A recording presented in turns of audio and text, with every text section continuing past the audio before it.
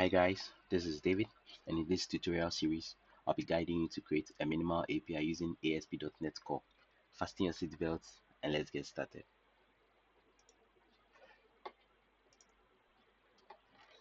When we head towards .NET.microsoft.com or download.NET, we will be presented with the supported versions. So we have .NET 10, we have .NET 9, and .NET 8.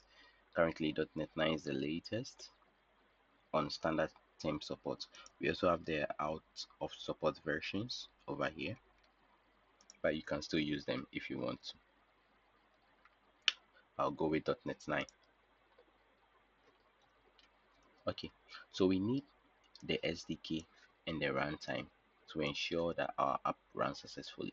So the SDK contains components and tools that we will need to create our application, and then the runtime contains the runtime that we use to run our application. So here, with respect to your OS, make sure you select the installer that matches your OS and do the same for the runtime as well. I already have it, so you can go ahead and download. Okay, so with respect to the IDE, I'll be using Visual Studio, which is a very powerful IDE for creating .NET application. You can also use JetBrains Rider, which is equally good as well and very excellent. It's also used for creating .NET application. You can also use Visual Studio Code, but with respect to Visual Studio Code, you will have to be writing your own .NET CLI commands. But don't worry, feel free. You can use any IDE of your choice. Guys, don't forget to like, subscribe, and click on the bell icon for more content. Alright, so I'm in Visual Studio. I can go ahead and create a new project. Okay, so these are the project um, templates. The templates I'm interested in is ASP.NET Core empty. Okay, so this is it. Make sure it is C# and make sure it's ASP.NET Core empty. So this is the template name for creating minimal APIs. So let's click on next. Alright, so what's the name? We name it to do .api. I'll leave it to be created in this tutorials folder, else you can browse to the folder that you want. And this is the name of the solution. For now, I'll leave it this way. I will want to keep my solution in a different folder so that later on, if I want to add more projects to this, I can add it. Next, if you successfully installed the SDK and the runtimes, you should see it here. I have .NET 9. I'll leave it as it is, and I want this option. I'll leave the rest. At this point, when I click on create, the app will be created.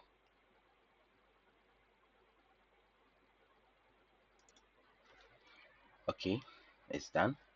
As you can see, we have an overview here. You can click on this link to gain more understanding. For now, I'll just close it. Alright, so we have our solution here and our project here. When you double click on the project, it will take you to the CS project. You can see the SDK, Microsoft.NET.SDK.web, and the current target framework is .NET 9. Okay, so we have the dependencies and then the frameworks, and on the frameworks we have Microsoft.ASP.NET Core app and then Microsoft.NET Core app. Okay, so this contains pre installed libraries that contains classes that will be using to create our application, and also as this. Okay, so we have the properties folder here, and inside the properties folder we have the launch settings.json. Okay, so we allowed for the configuration of HTTPS, and under the profiles we have HTTP. Our port will be listening on 5275 for HTTP and 7173 for HTTPS. So moving on to the app settings.json, this is our configuration file that will keep will add more configurations to. For now, we only have login and allowed host set in. Next is the programs.cs file, which is the entry point of our application. So here the web application is comes with a pre-configured libraries within the framework and under Microsoft.ASP.NET ASP.NET Core.builder, right? And on this web application is what we are going to use to create our application. There is a method on it called create builder, which initializes the instance of this application using pre-configured defaults and also gives us the chance to add extra configurations and register services before we finally go ahead and build the application. If you are sure you are not going to register any service or add any extra configuration, then you can use the create method of the web application, meaning you just go ahead and create the application. You don't need to build it. But if you want to extend, add extra services, then you have to use the create builder. We'll be adding extra services, so we have to go ahead with the create builder. Okay, now when we create a builder, it gives us an instance of the web application builder, which can then give us the chance to add extra configurations, environments, variables, and register our services. So we can see that we have host here, we have web host here, we have login, we have environment, we have configuration, we have build, we have login, we have services and all that. So let's look at configuration. So this gives us the configuration manager. So this is going to give us the opportunity to add extra config files and other configurations of our choice before we build the application. We can also see the services. So this is a service collection. It already has the services of the pre-configured services that came with the framework, but we can go ahead and register our scope services. We can add our key scope services. We can register our singletons here. We can also register our transients here and any other services here in addition to the pre-configured ones. Okay, so we have builder.login. We can go ahead and log or add any external login service to our application. So I'll go ahead and leave it.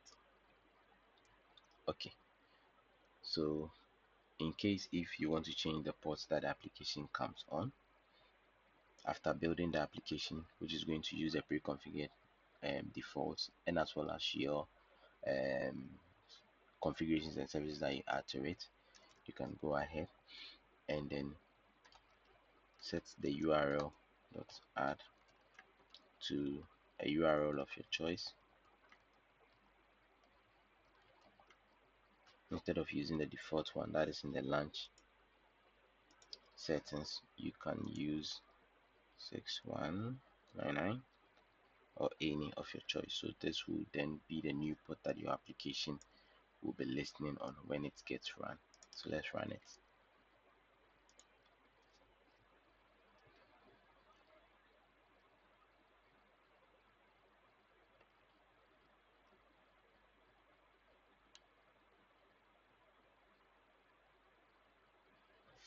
Okay, so our app is listening on 6199. Great. For now, I'll just leave it this way. I'll use the one in the launch settings. Okay, so this is the basic minimal API backend that you have with just one endpoint, hello world. So let's run it to see this endpoint. Okay, hello world.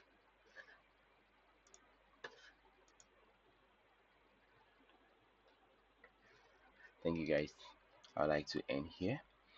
For now, we have a basic understanding of how to create a minimal API and also to we understand the folder structure. Stay tuned as I take you through the other sections. Bye.